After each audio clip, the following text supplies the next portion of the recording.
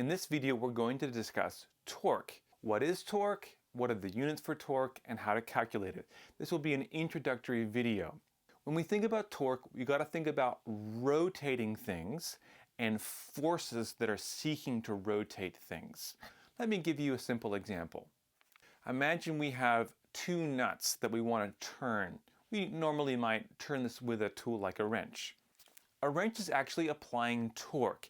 It's seeking to turn the nut. So what we do with our hand is apply a force on the wrench, and as we apply a force, that turns. So as I push downwards on the handle of the wrench, there's a turning motion that happens. So we have two different sizes of wrench here, and I don't know if you've ever had to turn a very difficult nut, but if you have a longer wrench, it's easier to turn a hard nut, and you can use the same amount of force to achieve more torque. So what the torque is doing is forcing the nut to turn. I'm using my hand to create a force, and the wrench is turning that into rotational torque. So this idea of rotation and force together is the idea of torque. The equation of torque helps us to see that quite simply. The equation for torque is force times distance.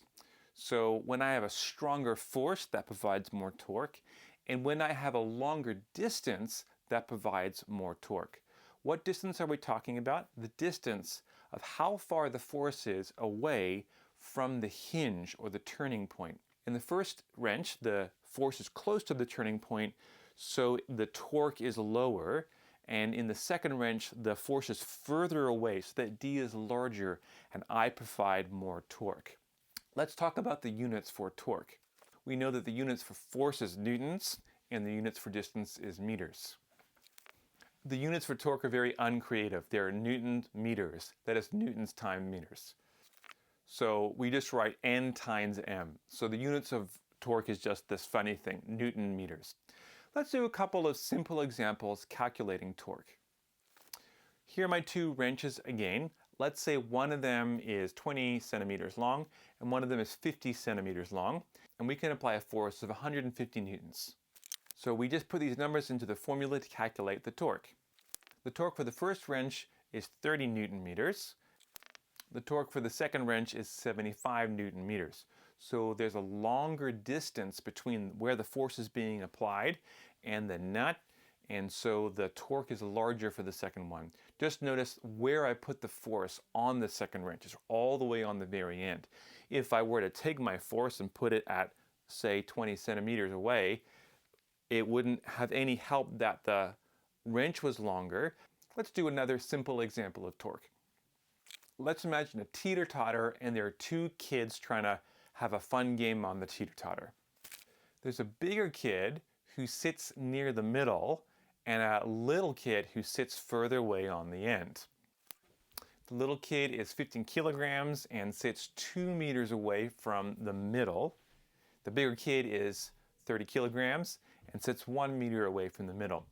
So let's calculate the torque for each kid and see what's going to happen to this teeter-totter. Let's call the big kid torque 1. So what is the force that's being applied here? It's the force of gravity. So we need to calculate force of gravity is mg for that person's force.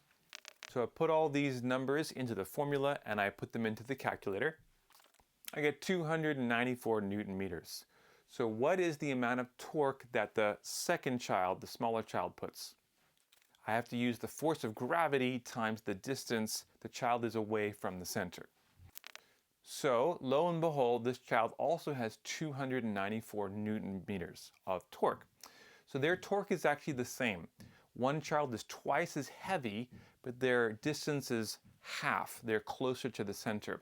So their torque is going to be the same as the smaller child, who's half times as massive, but the distance is 2 times further. One thing we can do is draw a kind of free body diagram. We think about the plank of the teeter-totter and all the forces that are on the teeter-totter. Two forces I want to put on here, one of the small child and one of the large child. So when we draw torque diagrams, it's always important to think about where is the hinge? Where's the point which is going to be a rotational point? And in this case, the hinge is right in the middle.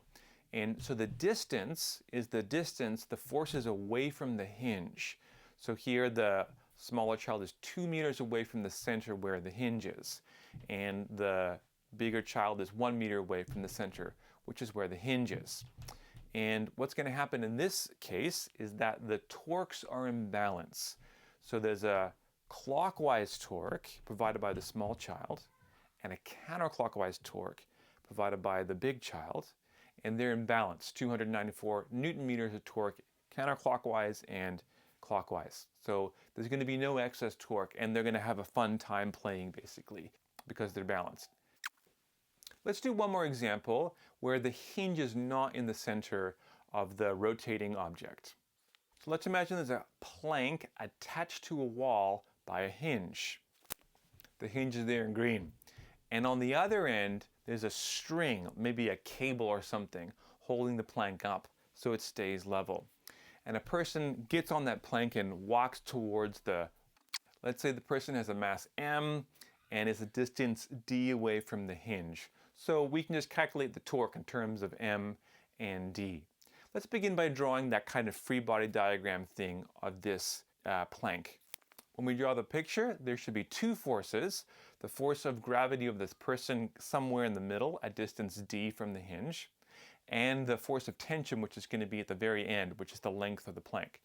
And let's notice that the hinge is on the very left side. We put that hinge there on the left side. So what's the torque that this person provides? So when we put the variables in, torque is just mgd. That's the torque that the person is providing around the hinge. That's a torque that wants to go clockwise. This has been a video introducing the basic idea of torque. In the next video, we're going to talk about the idea of rotational equilibrium.